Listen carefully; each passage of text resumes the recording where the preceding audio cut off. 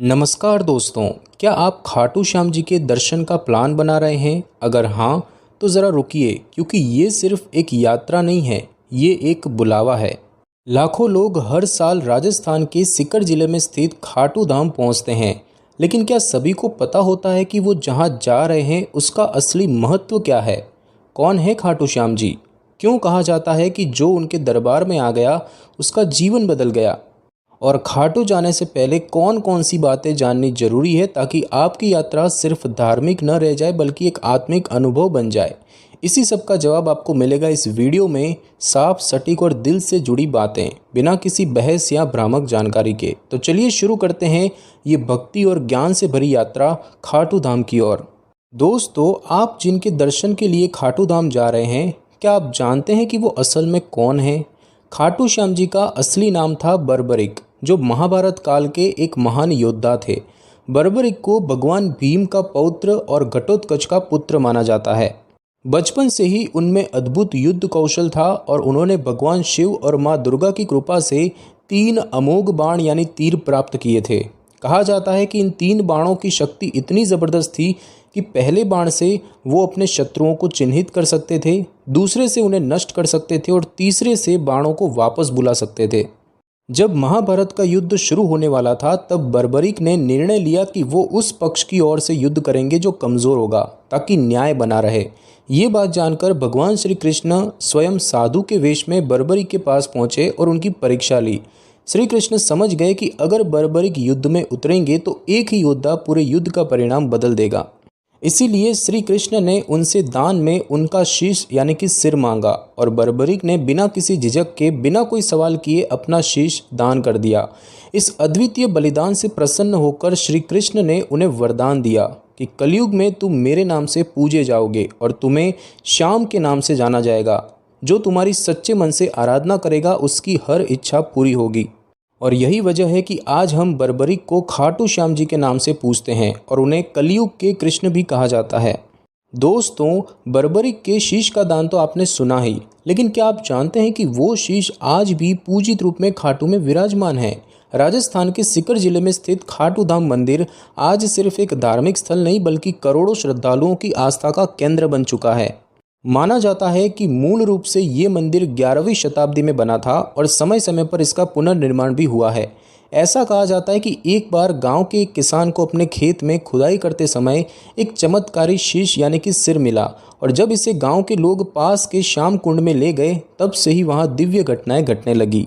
बाद में राजा रूप सिंह चौहान के शासनकाल में इस शीश को भव्य मंदिर में स्थापित किया गया, जिसे आज हम खाटू श्याम मंदिर के नाम से जानते हैं। मंदिर का वातावरण इतना शांत और दिव्य होता है कि यहाँ आते ही मन में एक अनोखी ऊर्जा महसूस होती है। यहाँ एक खास जगह है श्याम कुंड, जिसे लेकर मान्यता है कि इसमें स्नान करने से शारीरिक और मानसिक रोगों से मुक्ति मिलती है। कहा जाता है जो एक बार खाटू धाम आता है वो खाली हाथ नहीं लौटता। दोस्तों, कहते हैं खाटू श्याम जी के दरबार में जब बुलावा आता है तब ही यात्रा सफल होती है। लेकिन अगर आप अपने यात्रा अनुभव को और भी विशेष और सहज बनाना चाहते हैं तो सही समय का चुनाव बहुत ज़रूरी है। खाटू धाम में सबसे बड़ा और प्रसिद्ध आयोजन होता है फाल्गुन मेला, जो हिंदू पंचांग के अनुसार फाल्गुन मास की शुक्ल पक्ष की एकादशी के आसपास लगता है और ये समय होता है फरवरी मार्च के बीच, और तब यहाँ लाखों श्रद्धालु देश भर से आते हैं। इस मेले में खाटू श्याम जी की जुलूस यात्रा, अखंड कीर्तन, भजन संध्या और विशाल भंडारों का आयोजन होता है। पूरा वातावरण एक आध्यात्मिक महोत्सव बन जाता है। लेकिन ध्यान रखें, इस दौरान भीड़ बहुत अधिक होती है और अगर आप बुजुर्गों या बच्चों के साथ यात्रा कर रहे हैं तो उनके लिए ये थोड़ा कठिन हो सकता है।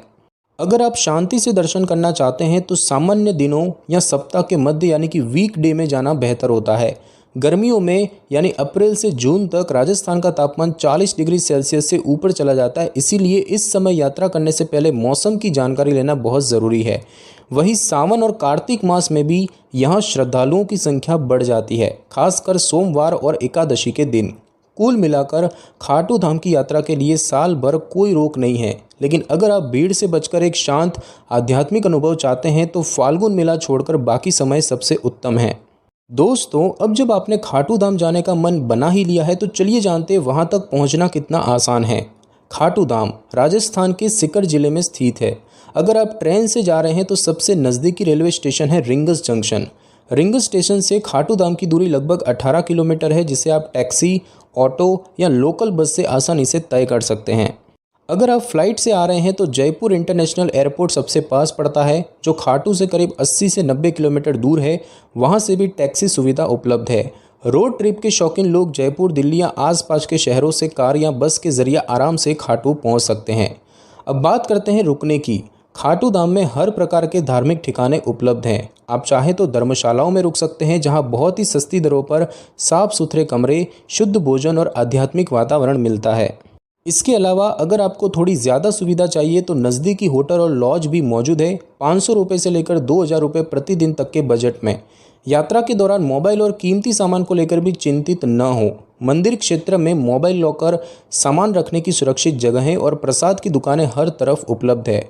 और हाँ, अगर आप भीड़ वाले समय में जा रहे हैं तो धर्मशाला या होटल पहले से बुक कर लेना समझदारी भरा कदम होगा। दोस्तों, खाटू श्याम जी के मंदिर में प्रवेश करना दरअसल उनके चरणों में समर्पण करने जैसा होता है। मंदिर का मुख्य प्रवेश द्वार सुबह बहुत जल्दी खुल जाता है। गर्मी के मौसम में लगभग 4:30 से 5 बजे और सर्दियों में 5:30 से 6 बजे के बीच। अगर आप लंबी लाइन और भीड़ से बचना चाहते हैं तो सुबह सुबह जाना सबसे अच्छा विकल्प होता है।